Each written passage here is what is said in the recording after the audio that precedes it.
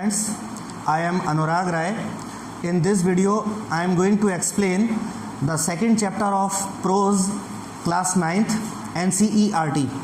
The name of the chapter is The Sound of Music. So, we will understand the chapter in summary, as the chapter is very lengthy. So, we will understand it in short, in summary. So, the summary of the sound of music goes like this. The sound of music summary is a great way for students in class 9th to learn about the chapter in short.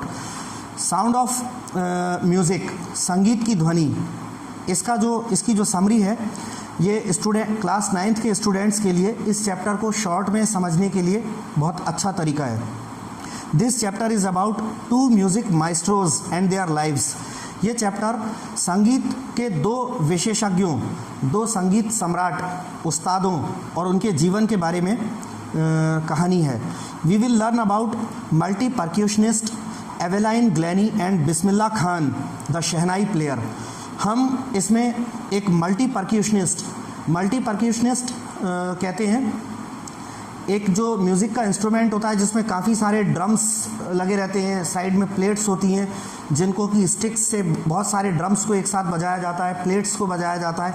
वो जो instrument होता है वो multi percussion instrument होता है. तो एवेलाइन ग्लैनी जो थी वो मल्टी परक्यूशनिस्ट थी और उस्ताद बिस्मिल्लाह खान हमारे भारत के शहनाई वादक थे. इनके बारे में ये कहानी है. The sound of music summary recaps the whole chapter in a simpler and easier form. Sound of music की समरी इस पूरे चैप्टर को ज़्यादा सरल और आसान तरीके से संक्षिप्त में वर्णन करती है. In this chapter students will learn about the interesting lives of the two musical legends. इस चैप्टर में स्टूडेंट्स दो संगीत के महारथियों के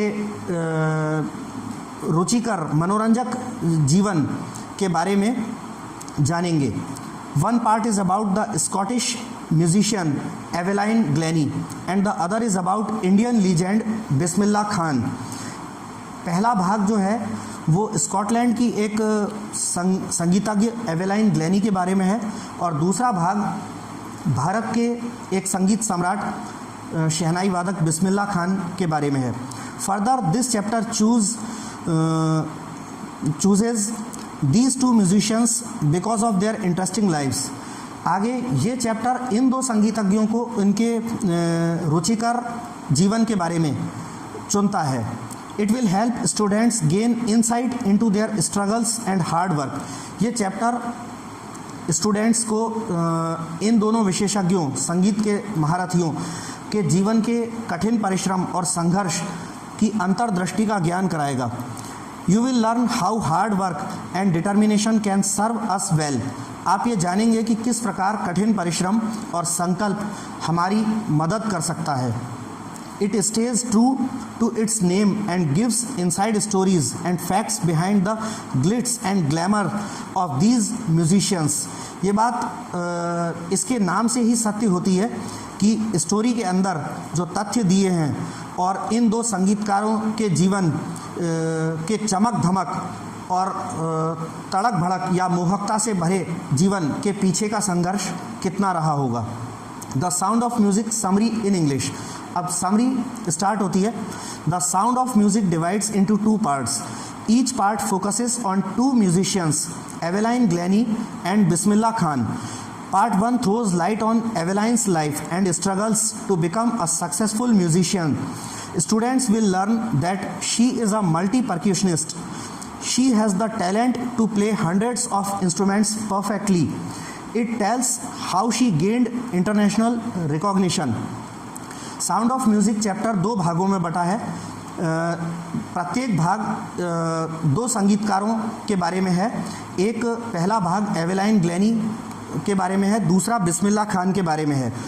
पहला भाग एवेलाइन ग्लैनी के जीवन और उनके संघर्ष और कैसे वो एक सफल संगीतज्ञ बनी, इसका वर्णन करता है. छात्र ये जानेंगे कि एवेलाइन ग्लैनी एक मल्टी परक्यूशनिस्ट यानी जिसमें बहुत सारे ड्रम और प्लेट्स रहती हैं, वो इंस्ट्रूमेंट बजाने वाली वादक थी. उन्होंने सैकड़ों इंस्ट्रूमेंट्स बहुत पूर्णता के साथ बजाने का की प्रतिभा अर्जित की थी।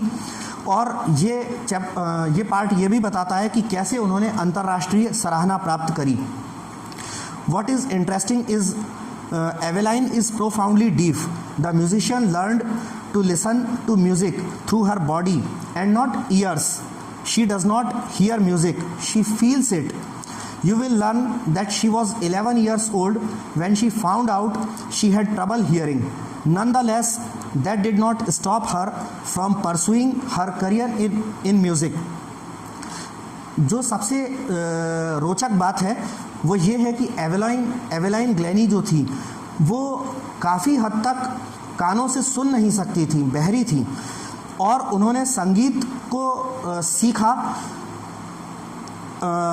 अपने बॉडी के माध्यम से, अपने शरीर के माध्यम से, ना कि सुन करके अपने कानों के माध्यम से, क्योंकि वो संगीत को सुनती नहीं थी बल्कि महसूस करती थी। आप ये जानेंगे कि कैसे जब वो मात्र 11 साल की थी तब उन्हें ये पता चला कि उन्हें सुनने में, कानों से सुनने में परेशानी है।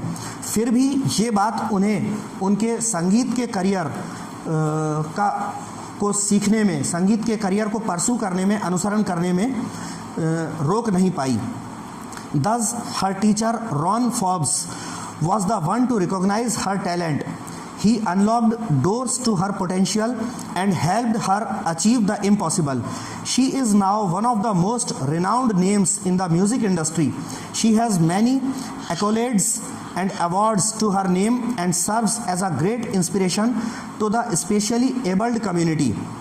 इस प्रकार एवेलाइन ग्लैनी के जो संगीत के म्यूज़िक टीचर थे रॉन फॉर्ब्स, वो ऐसे एक व्यक्ति रहे जिन्होंने एवेलाइन की प्रतिभा को पहचाना। उन्होंने एवेलाइन की प्रतिभा, उनके सामर्थ्य और शक्ति के दरवाज़ों को खोलने में मदद करी और उनको असंभव को प्राप्त करने में सहायता करी। एवेलाइन ग्लैनी जो है म्यूज़िक की दुनिया में सबसे ज़्यादा ख्याति प्राप्त लोगों में से एक रहीं। उन्होंने बहुत ज़्यादा वाहवाही अर्जित करी, बहुत सारे पुरस्कार उन्होंने अपने नाम कराए, और उन्होंने एक बहुत महान इंस्पिरेशन, प्रेरणा भी जो है विशेष तौर पे जो एबल्ड कम्युनिटी के लोग हैं संगीत की दुनिया में, एवेलाइन ग्लैनी की तरह लोग जिनको किसी प्रकार की कोई शारीरिक बाधा है, ऐसे लोगों के लिए ग्रेट इंस्पिरेशन उन्होंने प्रेरणा स्थापित करी। Next comes part 2 where we learn about Bismillah Khan as well as the origin of Shehnai. It was Bismillah Khan who popularized this instrument and took it to the world stage. He broke the myth of Shehnai not being capable to create independent tunes. He came from a family of musicians. अगला part 2 आता है जिसमें हम जानेंगे कि बिस्मिल्लाह खान कौन थे, और साथ ही शहनाई जो एक म्यूज़िकल इंस्ट्रूमेंट होता है, शादी विवाह में शहनाई बजने का प्रचलन बहुत पुराना है। शहनाई के उद्गम के बारे में जानेंगे। वो बिस्मिल्लाह खान ही थे जिन्होंने इस इंस्ट्रूमेंट को लोकप्रिय किया और इस शहनाई इंस्ट्रूमेंट को दुनिया के मंच पर प्रस्तुत किया, पूरी दुनिया को भारत के इस प्राचीन वाद्य यंत्र, म्यूज़िकल इंस्ट्रूमेंट शहनाई से परिचित कराया। उन्होंने शहनाई के बारे में इस कल्पना या धारणा को भी तोड़ा कि शहनाई जो है वो अलग अलग धुनें नहीं निकाल सकती। इस धारणा, कल्पना को भी इन्होंने तोड़ा, उस्ताद बिस्मिल्लाह खान ने। ये एक संगीतकारों के परिवार से आते हैं। Further, Bismillah Khan had a very secular upbringing. He grew up practicing on the banks of river Ganga. He went to the mosque as well as the temple. After achieving immense success, he was awarded various titles. He is also a recipient of the highest civilian award of India, the Bharat Ratna. आगे हम ये जानेंगे कि उस्ताद बिस्मिल्लाह खान की जो परवरिश हुई वो एक बहुत ही धर्म निरपेक्ष तरीके से हुई। वो वाराणसी शहर में गंगा नदी के तट पर, किनारे पर अपने संगीत का, शहनाई का रियाज़ किया करते थे। वो मस्जिद भी जाते थे और मंदिर भी जाया करते थे। अपार सफलता प्राप्त करने के बाद उन्हें कई प्रकार के विभिन्न पुरस्कार और खिताब प्राप्त हुए। वो भारत के सबसे बड़े नागरिक सम्मान जिसे कि भारत रत्न कहा जाता है उसे प्राप्त करने वाले भी बने। In addition to that he has won all 3 awards of Padma Bhushan, Padma Shri and Padma Vibhushan. Interestingly, he was the first person to be invited to play Shehnai at the Red Fort in 1947 while greeting independent India. इसके अतिरिक्त इन्होंने भारत के 3 और बड़े नागरिक सम्मान जिनके नाम हैं पद्म भूषण, पद्म श्री और पद्म विभूषण, इन तीनों सिविलियन अवार्ड्स को उस्ताद बिस्मिल्लाह खान ने प्राप्त किया। Interestingly he was the first person to be invited to play shehnai at the Red Fort in 1947 while greeting independent India. बहुत ही रोचक रूप से उस्ताद बिस्मिल्लाह खान वो पहले व्यक्ति बने जिन्होंने दिल्ली के लाल किले पर सन 1947 में स्वतंत्र भारत के अभिवादन में लाल किले पर जाकर शहनाई वादन की प्रस्तुति दी। ऐसे ये पहले शहनाई वादक बने।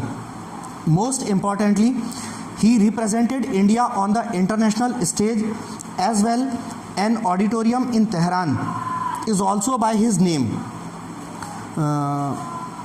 बहुत आवश्यक रूप से ये एक बात बताना चाहूँगा कि इन्होंने भारत को अंतर्राष्ट्रीय मंचों पर भी भारत का प्रतिनिधित्व किया। N auditorium in Tehran is also by his name. Tehran में उस्ताद बिस्मिल्लाह खान के नाम पर एक ऑडिटोरियम, एक सभागार भी है। Moreover, despite many opportunities, Bismillah Khan never left his hometown Varanasi. He dedicated his life to music and passed away in 2006. और तो और बहुत सारे अवसरों, बहुत सारी अपॉर्चुनिटीज़, मौक़ों और अवसरों के बावजूद भी उस्ताद बिस्मिल्लाह खान ने कभी भी अपने गृह नगर होम टाउन वाराणसी को नहीं छोड़ा और उन्होंने अपना पूरा जीवन संगीत के लिए समर्पित किया। और सन 2006 में इनकी मृत्यु हो गई। तो this was the chapter in summary, the chapter the sound of music. We have learned the summary of this chapter.